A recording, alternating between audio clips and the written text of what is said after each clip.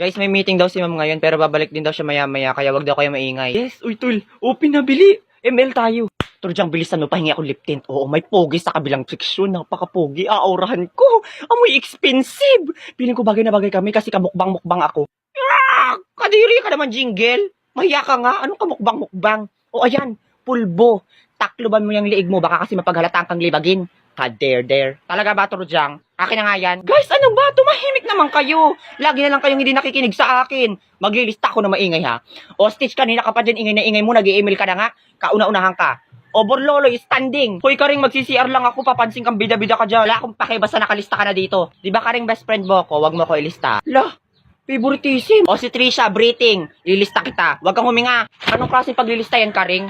Ako maglilista. Umupo ka dyan. Isusumbo ko nga kayo kay ma'am. Bahala nga kayo. Oh my God, guys. Feeling ko talaga ako ng pinaka-famous sa klaseng ito. Napakadami ko kasing followers sa Instagram. Yabang naman ito. Hoy, Jingle. Bakit daw? Si Monica kasi Turdyang kanina pa parinig na napakarami niya daw followers sa Instagram. Porque maunti yung sa akin. Ah, si Monica? Eh, naggamit lang naman yan ng Get Insta eh. Anong Get Insta, Turdyang? Be, Get Insta. Kung gusto mong dumami ang followers mo sa Instagram at mag-gain ng free likes, mag-download ka lang ng Get Insta. 100% real and safe. Kaya kayo, kung gusto nyo ring dumami ang followers nyo, mag-download na rin kayo. Link on my bio. Loh, Turdyang, sino kausap mo dyan? Litik ka ba? Class, bakit napakaingay ninyo? Sit down. Naglalakad pa lang ako sa kabilang room, narinig ko na yung mga bunganga ninyo. Get 1/4 ha. Magkikwis tayo 1 to 40 pagkasahin nyo. Hoy, ikaw bastos ka nilalagpas-lagpasan mo lang ako, hindi ka man lang bumati. Ay, sorry po Mr. Principal, nagmamadali po kasi ako, hindi ko na po kayo napansin. Aba, sumasagot pa talaga, mga kabataan talaga ngayon, mga walang modo. Sir, hindi po kita sinasagot ng masama, naghihingi lang po ako ng paumanhin. Nangangatwiran ka pa rin talaga ah. Di ba ikaw yung anak ni Mrs. Villanueva? Natatandaan ko kaklase ko yun dati, sira-sira pa yung sapatos ng nanay mo. Ay opo, nakwento ka nga po sa akin ng nanay ko, ikaw daw po yung kaklase niyang sira-sira ang muka. Aba, kwento niya yon? Hindi po, tinula niya. Bobo ka rin ano, kakasabi ko lang na kwento niya. Aba, grabe yung bunganga mo ah. Kanina ang galang-galang pa niyan, ngayon ang talas na. Magalang naman ah, may po nga eh. Saka paano pong matalas? Eh hindi ko nga ito magamit-gamit pang hiwa ng patatas. Saka kung matalas man po ito, ay kanina pa po kita sinaksak. Ah, ganon. Sisiguraduhin kong madadrop out ka sa school na ito. Takot ako. Saka paano ay naka-record ang mga pinag-usapan natin saka kung paano mo ko nilait-lait. Sino kaya sa atin ang mapatalsik? Anak kaya ako ng mafia boss. Buisit kang bata ka? Ikaw ang buisit. Grabe yung pagtrato mo dati sa nanay ko porque may pera ka. Saka hindi ka man lang nga naging mabait na principal. Akala mo hindi namin alam na binuburaot mo yung mga perang donasyon na para dapat sa school? Abat paano mo naman nasabi? Siyempre, gamit ang bibig, alangan naman gamit ang ilong. Saka may ebidensya ako na pasal ka sa pera. Sa tingin mo may maniniwala sa'yo? Aba, siyempre naman, madami kami, no? Saka siguradong sa kulungan ang bagsak mo. Sa susunod kasi, kapag dadaan ako, wag mo akong ipapahiya. Ikaw dapat ang gumalang. Bye-bye. Tingnan mo, shot to sa basurahan. Wala ka talaga magawang matino. Hindi ko naman sinasadya. Ang katamaran mo kasi, kung lumapit ka na lang sa basurahan para magtapon, pasikat pa to. Oh, pasikat daw. Payag ka nun. Ano ba guys? Wag nga kayo maingay. Hoy! Joaquin! Stitch! Kayo na pa kayo dyan.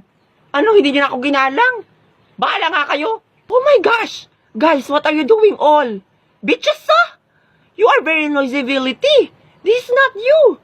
Shut down your mouth. Look, oh, Karing is going to walk out na because of you. Oh my gosh, getting on my nerves. Turdyang, okay lang yun. Tinitibi lang yun si Karing. Babalik din yun. Hala, nasa na yun? Wiset! Ay, Lo, nabuang na ata. Manahimik ka dyan, Monica. Che. Ah, si Trisha. Hoy, Trisha, ilabas mo na. Ha? Ang alin? Kala magmaang-maangan. Ako yung bag mo. Hoy, Jingle, what are you doing? Huwag ka makialam dito, Turdyang. Ikaw, Trisha, ilabas mo na yung wallet ko. Alam naman naming lahat na ikaw lang ang gipit sa klaseng ito. Ilabas mo na. Aray, nakakarami ka na, Jingle, ha? Palili pa rin na kita sa Jupiter. Oo, maunti nga yung baon ko araw-araw, pero hindi naman ako nangungupit. Hindi mo lalabas, ha? Akin na yung notebook mo. Akin na yung notebook ni Trisha. Hoy, Joaquin, Stitch, igapos nyo nga to si Jingle, may sapi ata.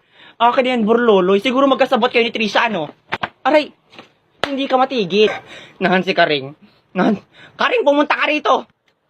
Oh, ano nangyayari dito? Ikaw siguro kumuha ng wallet ko, ano? Magnanakaw ka na nga ng class band, pati yung wallet ko, pinatos mo pa. Lah!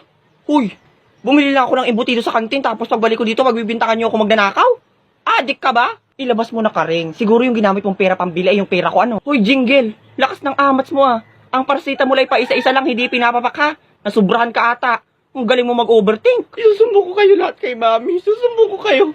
Lalo ka na Karing. Ipapakuskus ko ng steel wool yung kilikili mo na mawala naman yung putok mo. Magnanaka! Guys, magsiupo na kayo. Parating na si ma'am. By the way, kaninang wallet to?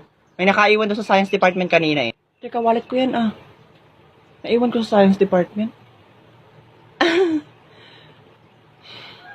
Peace. Manong guard, pwede po bang palabasin niyo na po kami? Kanina pa po kami ditong alas 3, saka pinauwi na po kami ng mga teacher. Okay naman daw pong lumabas na. Hindi pwede. Hindi pa time eh. Anong oras pa lang? Bingi ka ba, Manong guard? Kakasabi ko lang, ang pinayagan na kaming umuwi, nang gigigil ako sa'yo. Bakit? Yung teacher mo bang nagbubukas ng gate dito? Hindi naman, di ba? Kaya ako masusunod. Anong guard, nakikita mo to? Oh, lamunin mo, shoota ka. Kanina ka pa. Yan ang patunay na pwede na kami lumabas, may perma pa yan ng principal. Anong pakialam ko dyan? Ay, totoo ba yan? Hindi. Imagination mo lang yan, Manong guard. Ako talaga nanggigigil na ako sa iyo. Gusto mo bang tanggalan kita ng ngipin? Sige, subukan mo. Ba't sinusubukan talaga ako itong gurang na ito, Hoy, wag mo nang patulan. Kayo mga bata kayo, napakawalang galang ninyo, napakawala ninyong modo. Bakit ganyan kayo makapagsalita? Siyempre, may bibig kami. Ay, paano ba dapat magsalita? Nakasplit? Nakabalod? Nakatuwad? Ang bobo mo rin, Manong guard, ano? Eh, saan ba kami dapat magsasalita? Sa kilikili o ayan, kausapin mo? Layo mo nga sa akin yan, baka may pasabog ka pa dyan eh. Kung may pasabog man dito, yung hininga mo na yon, halos nga lahat ng bagang mo bulok na eh. Baka nga tinutubuan na yun ng kamote. Lalong hindi ko kayo palalabasin, lalo ka ng bata ka, napakasama ng ugali mo, siguradong wala kang mararating sa buhay mo. Siguro kaya namatay yung nag-ampun sa'yo dahil ganyan yung bunganga mo. Huwag ka naman damay ng ibang tao, busit ka, makakarma ka rin. Hindi ako naniniwala sa karma. Manong guard, palabasin mo na sila. Sige po, ma'am.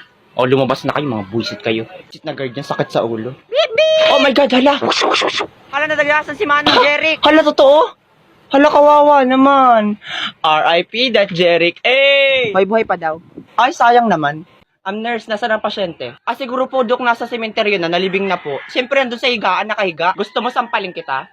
Ate, kaya nyo nang bubuli sa akin ng high school ah. Sinabihan pa ako nyo na mamamatay daw ako kapag hindi ako nakapag-jowa ng nakamalit haircut. Ay we, so ano Dok ang nangyari? Siyempre, sinapak ko, tapos nagsumbong sa nanay niyang panot. Di ginalitan ka Dok ng nanay. Hindi, minahal pa ako ng nanay niya. Siyempre, ginalitan ako, ikaw ba naman ang sapakin ng anak? So ano Dok ang dinahilan mo nung nanga-black ayan mo yung anak niya? Sabi ko kaka-cellphone niya yan. Huhulaan ko Dok, naniwala yung nanay ano. Aba, paano mo nalaman? Sabog ka Dok, kakasabi ko lang hinulaan ko diba? Abay tigil-tigil ang pagsingot ng bulok na medyas. Gusto mo saksakin kita ng ballpen? By the way, ano ba sakit niyan? Ah, may taning na po ang buhay niya, Dok. Meron po siyang cancer, stage 54. Hala, grabe, totoo? Opo, Dok. Di ba binuli ka niyan dati? Ano, party-party na ba, Dok? Karma niya na yan? Anak ka ba ni Satanas? Siyempre, malay natin, nagbago na yung tao. Aray, so anong gagawin mo, Dok? Sakit. Ah, siguro hihilahin ko na yung bituka niya, saka dudukutin ko na yung abdo niya para mas mapabilis na yung buhay niya. Siyempre, dadamayan ko, kawawa naman yung tao eh. Sus, plastic. Tumahimik ka nga dyan. Oy, Rico, di ba? Ako yung kaklase mo dati, si Stitch. Ay, tanda kita. Ikaw yung binubuli ko dati kasi amoy bulok na bagang yung hininga mo. Tapos natatandaan ko pa dati, tumae ka pa sa shirt. By the way, amoy bulok na bagang pa rin yung hininga mo. Kaya pala ako nagpunta dito at gusto ko sa iyong ipabatid na malapit ka nang mamatay. Ano? Nurse, totoo ba? Oo. R.I.P. that Rico. Eh! Uy, Borloloy, samahan mo nga ako. Magpapapotocopy. Inutusan kasi ako ni mami. Ah, sige, tara. Wala rin naman akong ginagawa. O, Borloloy, Trisha, saan ang punta nyo? Ililista ko kayo. Magpapapotocopy lang kami, Karing. Inutusan kami ni ma'am. Karing, hindi ako naniniwala. Tatambay lang yun sa kantin. Talaga ba, Torjang? Gusto mo ba ipalunok ko sa'yo to? O, tingnan mo maigi. Tara na nga. Nakumari kanina. Madaling araw umuwi.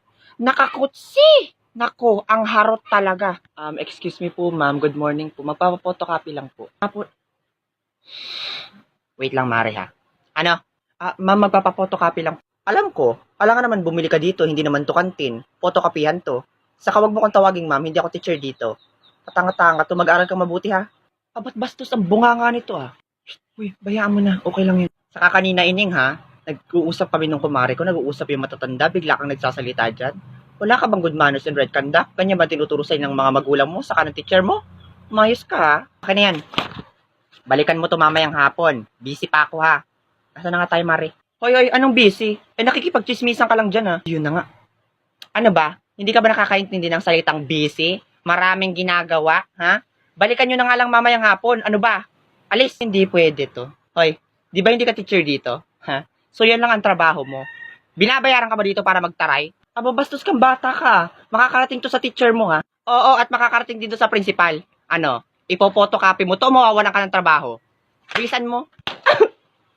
Ito na. Akin na. O, Trisha. Angas-angas nito. Hindi ka naman pala dito teacher. Mayos ka ha. Tatambangan kita sa labas.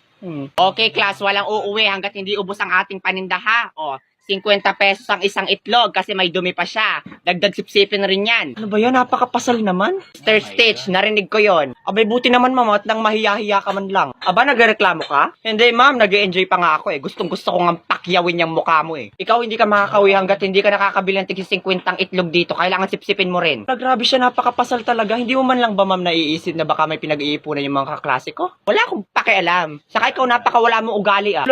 Coming from you talaga, ma'am. Ikaw nga halang ang bituka, mukha pang bituka. Ba't hindi ka pa rin talaga titigil, ha? Hindi talaga, napakakapal kasi ng mukha mo kasing kapal ang dictionary sa English. Gusto mo bang hiampas ko sa mukha mo yung dictionary sa English? Ako, makapal ang mukha, sagot ka na sagot sa nakakatanda sa'yo. Kung ikaw lang naman din ang nakakatanda, ay bakit pa ako mag-aanin lang sumagot? Ay samantalang buong klase nagtitinda ka, kulang na lang gawin mong grocery store tong klase natin. Wala kayong pakialam kung ginagawa ko kayong business kasi doble-doble ang kita ko. Kumikita ako sa pagiging teacher at kumikita pa ako sa mga baon nyo. Oh, good morning, Mrs. Principal. Narinig niyo po yun? Yes, Mr. Stitch. Dinig na dinig ko. Salamat sa pagtawag sa akin. At ikaw, Mrs. Barracuda.